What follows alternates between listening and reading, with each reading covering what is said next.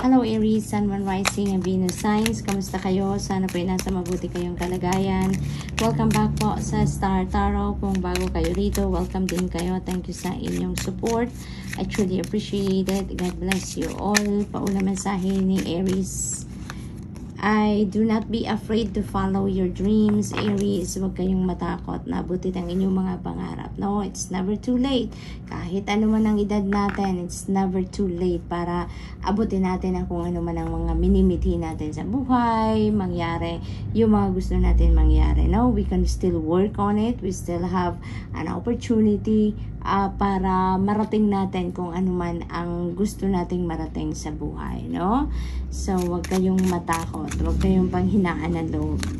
We have your family needs you right now, Aries. Call upon your angels to give you strength. Okay?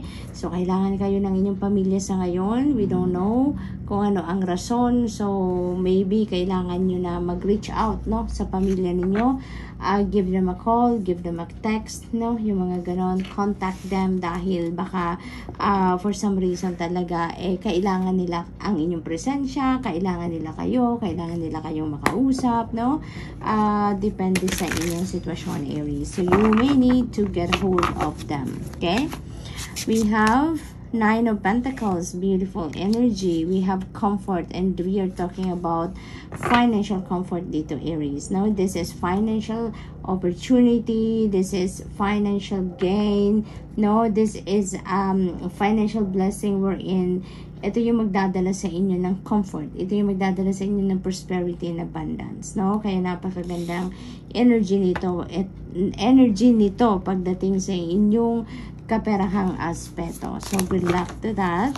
We also have the Hanged Man. Maaaring this is your patience paying off. Maaring matagal na ninyo itong hinihintay, no? Na financial comfort, na abundance na to, and prosperity. Maybe you've been waiting for this one for so long already, and ngayon, ito sinasabi ng Hangman energy na your patience is paying off na sa ngayon. Dahil kung ano man ang inyong hinihintay, lalo-lalo na kung ito yon ang inyong hinihintay, no? Na financial a blessing na to, then it is coming your way. It's on its way, no?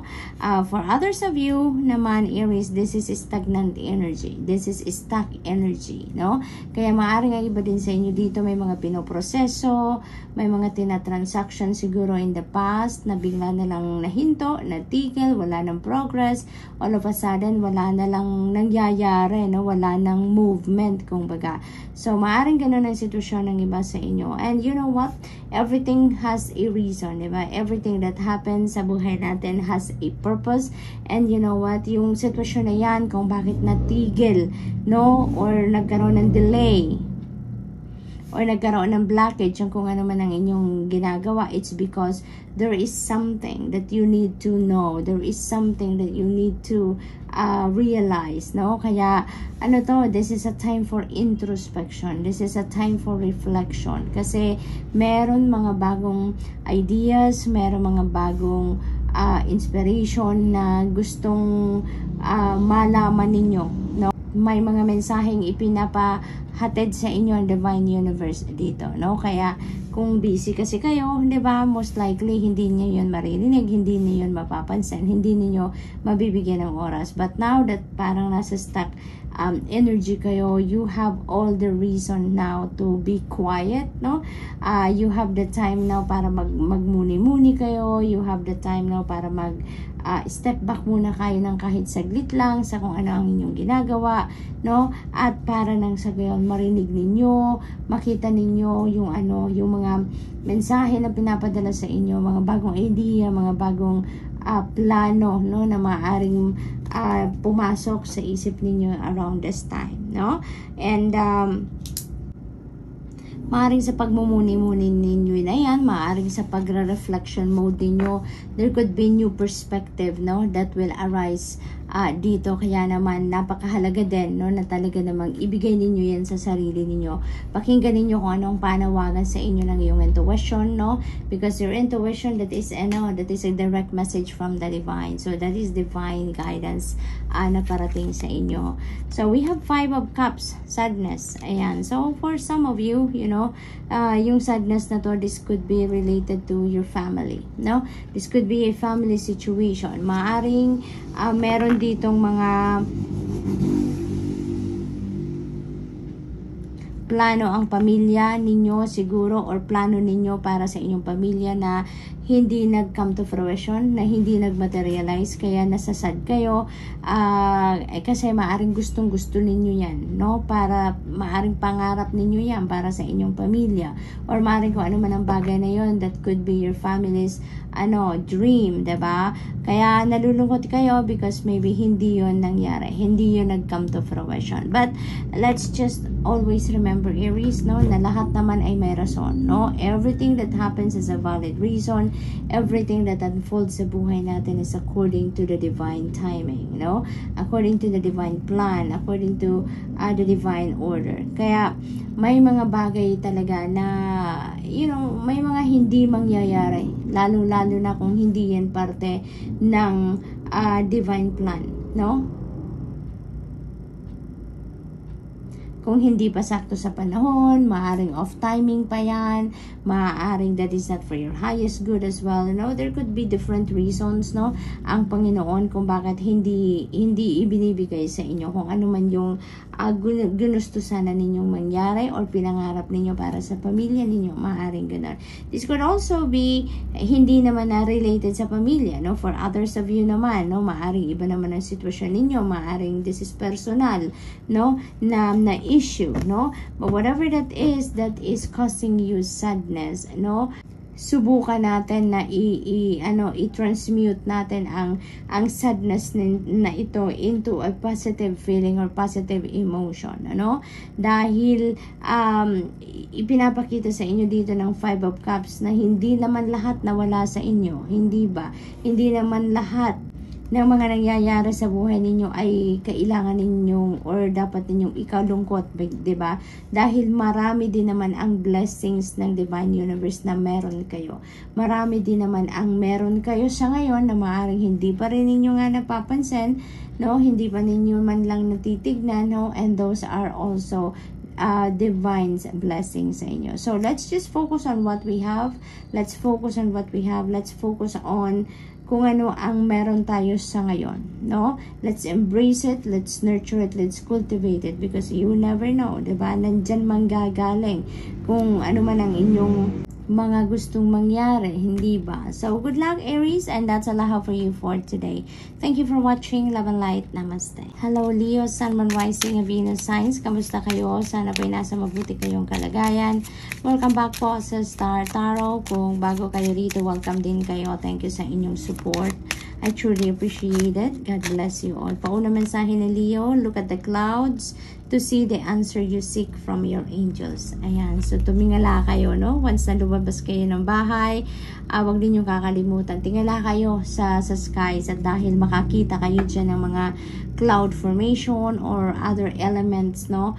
Na makikita ninyo sa sky, no? At maaring malapit siya sa clouds, or maaring yung clouds formation mismo ang mensahe para sa inyo dito, no, ng inyong mga angels. May mga hinihingi siguro kayo ditong kasagutan, gabay, confirmation, validation, yung mga ganon. And yung sagot nila sa iyo ay through the clouds. When a feather floats down from above, an angel is showering you with love. Yan. Napakagandang reminder ito sa inyo na kapag nakakita kayo ng feather, no, na bumabagsak from above, yan ang inyong mga angels na nagpaparamdam sa inyo na nagsha-shower sila ng love para sa iyo, no, Leo? So tignan natin kung ano pa. we have the Chariot energy. Ayan, angel of guidance. So, you're divinely guided talaga dito, Leo, no?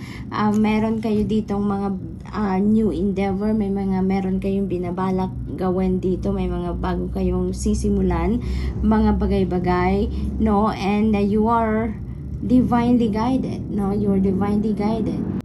You are being shown the way dito kung saan kayo patungo, ano ang dapat ninyong gawin, saan dapat kayo magsisimula, yung mga ganon ba, no? And you are, dito, Leo, no? You are very determined, you are decisive, buong-buo dito yung confidence ninyo, buong-buo ang puso ninyo sa kung ano man ang gusto ninyong gawin. You are, up for it, no? Talagang papunta kayo, desidido na kayo kung saan kayo patungo, ano ang gagawin ninyo, no? You are going to be very successful dito, Leo, dahil sobrang desidido kayo, sobrang determinado kayo, no? So good luck. What else? We have Three of Cups. This is celebratory energy, Leo. Kaya meron kayo ditong rason para mag-celebrate, no? This could be achievement, this could be accomplishment ninyo or ng inyong kapamilya or yung person. Maaari din naman ng mga okasyon ito. Maaari naman na meron kayong celebrate dito na birthday sa pamilya, anniversary, mga ganon, or achievement din nila ng inyong mga kapamilya, maaaring din ganon. It is also possible na invitation din ito, no? Maaaring maimbitahan kayo sa mga okasyon, sa mga selebrasyon ng inyong mga kaibigan or kapamilya din. So we also have the Magician energy, napakaganda. This is power, no? This is power. Talagang dito sa Chariot energy and the Magician energy together, parang wala talaga kayong uurungan dito, no? There are opportunities coming in siguro sa buhay ninyo, and you are really going to take your power, no? Para i-embrace ang kung ano man ang opportunity na yan, and you are really going to do anything and everything that you can in your power para magamit ninyo ang opportunity na yan, matake advantage ninyo ng opportunity na yan, and maaaring yan ay mga opportunity na makakatulong din sa inyo to support kung ano man ang mga dati na ninyong pangarap or pinapangarap or gusto ninyong gawin, yung mga ganon, ano? So this is you, no? Taking your power to the next level, no? Yung ganon. For others of you then, talaga namang meron ditong bagong simula, no? May gagawin talaga kayo. You're going to create something dito na bago sa buhay ninyo. So definitely, this could be a new job. This could be a new career. This could be a new financial opportunity na bibigyan ninyo ng pansin. This could be a new relationship. This could be anything. This could be your heart desires na talagang you're going to start working on it, no? You're going to start heading towards this realization of your hopes and dreams and goals, yung mga ganon. So that's really beautiful because you're definitely going to take action. You're getting on your feet and you're really going to make things happen. So good luck, Leo. So that's all I have for you for today. Thank you for watching. Love and light. Namaste. Hello, Sagittarius, Sun, Moon, Rising, and Venus signs. Kamusta kayo? Sana po nasa mabuti kayong kalagayan. Welcome back po sa Star Tarot. Kung bago kayo dito, welcome din kayo. Thank you sa inyong support. I truly appreciate it. God bless you all. Pauna mensahe ninyo, don't let life pass you by. Be among it and live. Ayan. So, habang ninyong hayaan na lumipas na lang ang araw, ang mga pagkakataon, ang mga opportunities, ang mga chances dito, no, na hindi man lang ninyo naramdaman or hindi man lang ninyo na-experience yung mga ganun ba. So, this is an invitation for you, Sagittarius, to put your focus and attention to what is here and now, to what is happening right now, no? Nang sa gayon ay wala kayong ma-miss, nang sa gayon wala kayong ma-deadma, yung mga ganon ba, no? So, what else? You know you can do it. Alam mo na kaya mo, Sagittarius. Kaya, all you need to do now is to take action. Get on your feet na and take action towards whatever that is na gusto ninyong mangyari sa buhay ninyo. Kung ano man yung mga hinahangad ninyo sa buhay, no, or minimiti sa buhay, alam mo na kaya mong gawin yon. So, go for it. No, wag na kayong mag-procrastinate. Wag na kayong self-doubt. So, what else for Sag? We have the High Priestess, Angel of Power. Ayan. So, you're really going to, to step into your power dito, Sagittarius.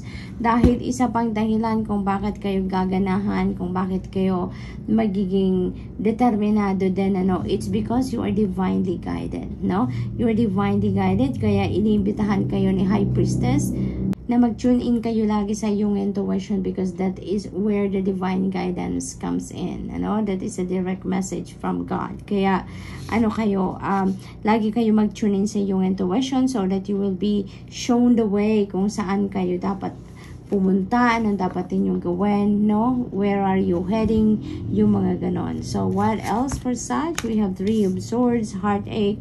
For others of you, meron ditong mga frustration siguro, may mga dissatisfaction siguro in life na naranasan. This could also be heartache talaga na, alam mo yun, yung related na kumbaga broken-hearted kayo, related naman talaga ito sa love and romantic relationship. Maaring may mga ganong sitwasyon ng iba sa inyo. Maaring nandyan ang area ng buhay ninyo na kumbaga na nadurog din ang puso ninyo dyan. So, maaring ganun din ang sitwasyon ng iba sa inyo dito. But you know what, Sagittarius? It takes time to heal, 'di ba? It takes time to heal.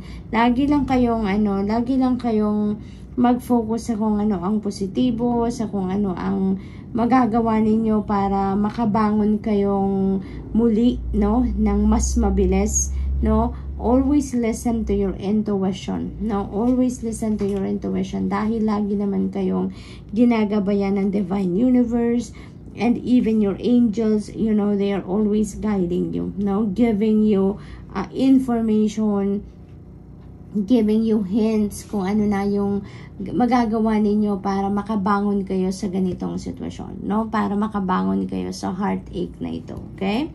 What else? We have the moon energy. Ayan. So, ang daming sa inyo, Sagittarius, ang daming ninyong gabay talaga, na pinapadala sa inyo ng divine universe. Kasi, dito din sa moon energy, this is also about intuitive messages, no? Nire-remind kayo dito na pinapadalhan kayo ng Panginoon ng mga intuitive messages. This is also giving you